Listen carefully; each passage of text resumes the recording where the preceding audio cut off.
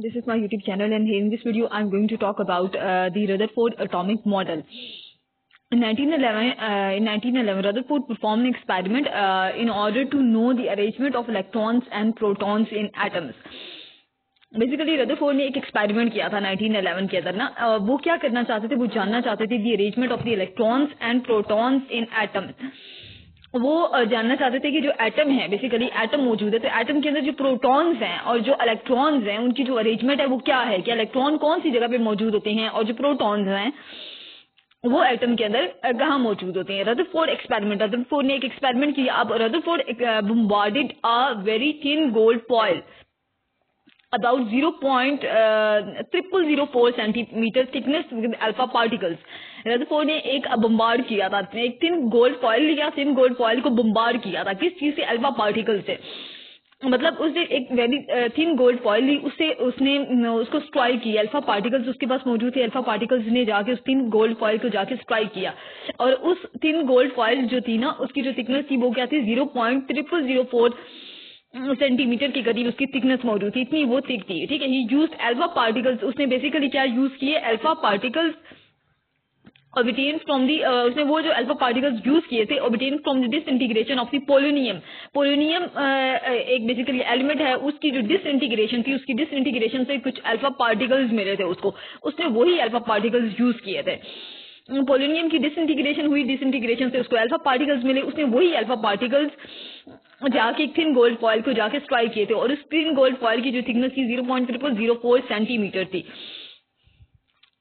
Alpha particles और helium निकल आए. अल्फा पार्टिकल्स जो बेसिकली होती हैं, उनका जो न्यूक्लियस होता है वो क्या होता है, हीलियम निकल आए होते हैं. ठीक है. हीलियम का न्यूक्लियस होता है, मतलब वो एक तरह से हीलियम एलिमेंट की तरह बिहेव करते हैं. They are doubly positively charged. इनके ऊपर जो पॉजिटिव चार्ज होता है वो क्या होता है, डबल होता है. पॉजिटिव डबली पॉजिटिवली चार्ज होते हैं, मतलब इनके ऊपर पॉजिटिव चार्जेस दो मौजूद होते हैं. और अल्फा पार्टिकल्स हीलियम निकल आए होते हैं, उनके ऊपर जो पॉजिटिव चार्ज होते हैं वो दो होते हैं. Most of these particles pass straight through the foil. ज्यादातर इसमें से जो अल्फा पार्टिकल्स थे ना, वो उस फॉइल, थिन गोल्ड फॉइल में से स्ट्रेट पास कर गए, बिल्कुल डायरेक्टली पास कर गए. ओनली फ्यू अल्फा पार्टिकल्स वर स्लाइटली रिफ्लेक्टेड. कुछ अल्फा पार्टिकल्स ऐसे थे जो हल्के फुल्के डिफ्लेक्ट कर गए, मतलब आगे पीछे क्या कर गए, डिफ्लेक्ट कर गए. But one in 1 million were deflected through an angle greater than 90 degree. But 1 in 1 million, अगर 1 मिलियन उसके पास अल्फा पार्टिकल्स अगर हम स्ट्राइक कर रहे थे ना, तो उसमें से सिर्फ एक था. 1 in 1 मिलियन वॉज डिफ्लेक्टेड. मतलब 1 मिलियन से सिर्फ एक अल्फा पार्टिकल होगा जो कि डिफ्लेक्ट करेगा, उसकी डिफ्लेक्शन हो जाएगी, वो टर्न करेगा, इर्द गिर्द मूव करेगा through an angle greater than, वो जो डिफ्लेक्शन उसकी हो रही थी वो एंगल ग्रेटर देन 90 डिग्री. मतलब उसका जो डिफ्लेक्शन हो रही है वो 90 डिग्री के एंगल से ज्यादा हो रही है. 90 डिग्री के एंगल पे डिफ्लेक्शन नहीं हो रही, 90 डिग्री से ज्यादा एंगल है उसकी वो डिफ्लेक्शन हो रही है. और 1 मिलियन में से सिर्फ एक जो पार्टिकल है, अल्फा पार्टिकल, उसकी डिफ्लेक्शन हो रही है. ठीक है. फ्रॉम देयर स्ट्रेट पैथ, उनका एक स्ट्रेट पैथ था लेकिन उससे वो क्या कर रहे हैं, डिफ्लेक्ट कर रहे हैं. उनका जो एंगल की डिफ्लेक्शन है वो क्या 90 डिग्री से ज्यादा है. और 1 मिलियन में से सिर्फ एक अल्फा पार्टिकल है जो कि डिफ्लेक्ट कर रहा है. Rutherford performed a series of the experiments. Rutherford ने बहुत ज्यादा एक्सपेरिमेंट्स वगैरह जो थे वो परफॉर्म किए थे using thin foils of other elements. उसने जैसे थिन गोल्ड फॉइल यूज की थी. ठीक है. Using thin foil of other elements, और एलिमेंट्स की भी थिन फॉइल उसने यूज की थी और बहुत ज्यादा उसने एक्सपेरिमेंट्स किए थे. पहले इसने एक थिन फॉइल यूज की थी, गोल्ड थिन फॉइल, मतलब गोल्ड एलिमेंट है उसकी थिन फॉइल उसने यूज की थी. फिर उसने एलिमेंट्स चेंज किए और ज्यादा डिफरेंट एलिमेंट्स की थिन फॉइल्स यूज की और उसने एक्सपेरिमेंट्स परफॉर्म किए, बहुत ज्यादा एक्सपेरिमेंट्स परफॉर्म किए. He observe similar results from these experiments. उन सारे एक्सपेरिमेंट से उसको एक सिमिलर रिजल्ट आ रहे थे, सेम रिजल्ट आ रहे थे कि 1 मिलियन में से सिर्फ एक अल्फा पार्टिकल ऐसा है जो कि डिफ्लेक्ट कर रहा है, उसकी डिफ्लेक्शन का जो एंगल है वो 90 डिग्री से ज्यादा आ रहा है. और इसने इस एक्सपेरिमेंट, ये जो एक्सपेरिमेंट था, इसमें इसने गोल्ड फॉइल यूज की थी, उसकी थिकनेस थी 0.0004 सेंटीमीटर और अल्फा पार्टिकल्स को जाके इसके साथ स्ट्राइक किया था. ठीक है. और अल्फा पार्टिकल्स हीलियम निकलाए होते हैं और उनके ऊपर डबली पॉजिटिवली चार्ज होते हैं. अच्छा. Rutherford made the following conclusion. Rutherford ने इसमें से क्या रिजल्ट निकाले थे, इसके कंक्लूजन क्या थे, उसके 3 कंक्लूजन थे, उसने 3 कंक्लूजन निकाले थे. Since the majority of the alpha particles pass through the foil undeflected, majority of the alpha particles क्या कर रहे हैं, वो undeflected thin gold foil में से पास कर रहे हैं. Most of the space occupied by the atom must be empty. इसका मतलब क्या है, इसका मतलब ये है कि जो एटम है उसके अंदर जो मेजॉरिटी ऑफ द स्पेस है वो क्या है, एम्प्टी है, मतलब खाली है। मतलब जो एटम है उसकी ज्यादातर स्पेस ऐसी है जो कि खाली है, क्योंकि ज्यादातर अल्फा पार्टिकल्स उसमें से डायरेक्टली स्ट्रेट पास कर रहे हैं। जब वो majority of the alpha particles straight pass कर रहे हैं तो उसका मतलब है कि एटम अंदर से खाली है, उसके अंदर एम्प्टी स्पेस मौजूद है। अच्छा, सेकंड उसने क्या कहा था, the deflection of the few alpha particles through the angles greater than the 90 degree shows that these particles are deflected by electrostatic repulsion. Angles कुछ अल्फा पार्टिकल्स ऐसे हैं, फ्यू अल्फा पार्टिकल्स थे जो कि 90 डिग्री के एंगल से ज्यादा मतलब वो डिफ्लेक्ट कर रहे थे। अब उससे क्या पता चल रहा था, उसके through that these particles are deflected by electrostatic repulsion.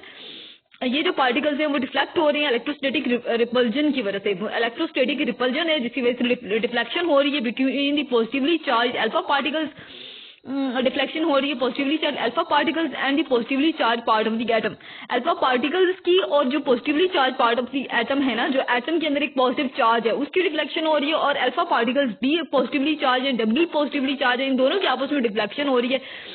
इनकी आपस में इलेक्ट्रोस्टैटिक रिपल्जन हो रही है, रिपल्जन की वजह से ये डिफ्लेक्शन हो रही है। मतलब बेसिकली क्या है कि जो एटम है वो जो हीलियम एटम है बेसिकली वो डबली पॉजिटिवली चार्ज था, ठीक है। और इसी तरीके से जो अल्फा पार्टिकल्स हैं उनका भी यही मामला आ रहा था। तो ये यहाँ पे इलेक्ट्रोस्टैटिक रिपल्जन हो रही है जिसकी वजह से हमें अल्फा पार्टिकल्स डिफ्लेक्ट होते नजर आ रहे हैं, ठीक है। थर्ड जो उसका चीज था वो था कि massive alpha particles are not deflected by electrons.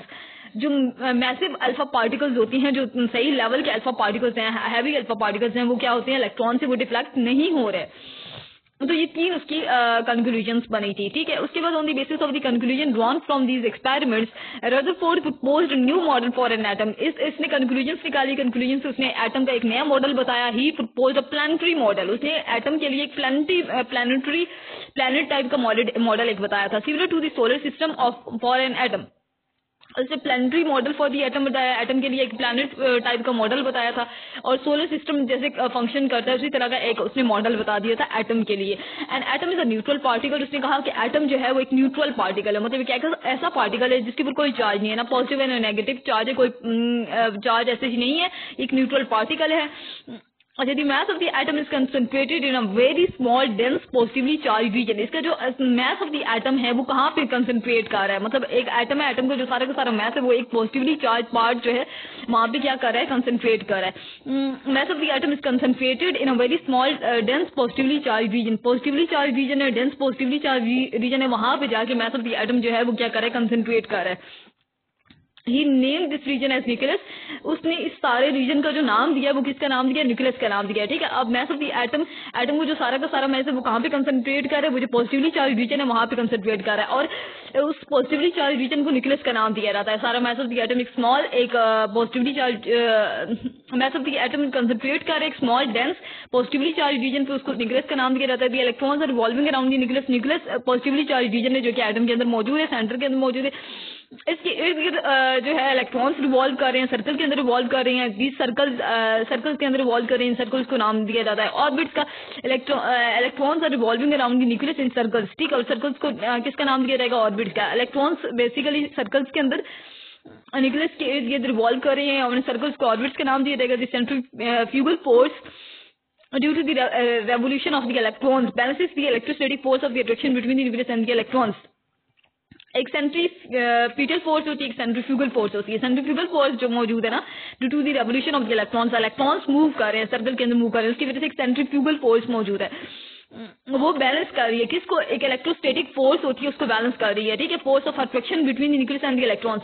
Nucleus है और इलेक्ट्रॉन्स है, न्यूक्लियस और इलेक्ट्रॉन्स का चार्ज क्या है, ऑपोजिट है। मतलब न्यूक्लियस के ऊपर पॉजिटिव चार्ज है, इलेक्ट्रॉन्स के ऊपर क्या चीज मौजूद है, नेगेटिव चार्ज है। तो इनके दरमियान फोर्स ऑफ अट्रैक्शन भी तो हो सकती है। तो इलेक्ट्रोस्टैटिक फोर्स ऑफ अट्रैक्शन और जो सेंट्रीफ्यूगल फोर्स है, ये दोनों आपस में एक दूसरे के इफेक्ट को क्या करती हैं, कैंसिल करती हैं, क्योंकि रेवोल्यूशन ऑफ द इलेक्ट्रॉन्स की वजह से सेंट्रीफ्यूगल फोर्स है, एक इलेक्ट्रोस्टैटिक फोर्स ऑफ अट्रैक्शन है, न्यूक्लियस और इलेक्ट्रॉन्स के दरमियान ये आपस में एक दूसरे को क्या करेंगी, बैलेंस करेंगी। तो उसकी वजह से जो है वो एटम कोलैप्स, एटम का जो स्ट्रक्चर है वो कोलैप्स नहीं होता, ठीक है।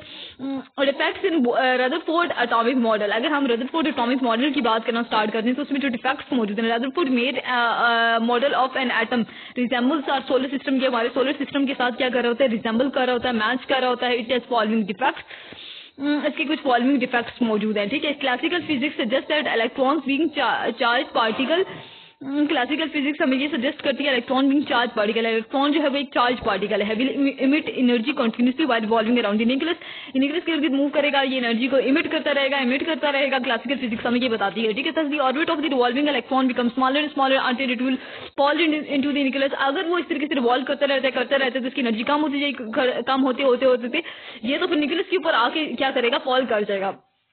This would collapse the atomic structure, इसकी वजह से तो एटॉमिक स्ट्रक्चर ने कोलैप्स हो जाना है, ठीक है। मतलब टकराव हो जाएगा और ये एटॉमिक स्ट्रक्चर तो तबाह हो जाएगा। If the revolving electron emit energy continuously it will form a continuous spectrum. अगर revolving electron continuously energy emit करेगा, वो रिवॉल्विंग इलेक्ट्रॉन एनर्जी इमिट करता रहेगा तो वो तो एक कंटिन्यूअस स्पेक्ट्रम बनाएगा। तो ये दो चीजें हमें उसके रदरफोर्ड एटॉमिक मॉडल के इफेक्ट्स नजर आ रहे थे। एक तो ये था कि एटॉमिक स्ट्रक्चर का कोलैप्स हो जाना, सेकंड कंटिन्यूअस स्पेक्ट्रम का बनना। दोनों चीजें ये कह रही हैं कि रदरफोर्ड एटॉमिक मॉडल के अंदर कुछ न कुछ मसले आ रहे हैं।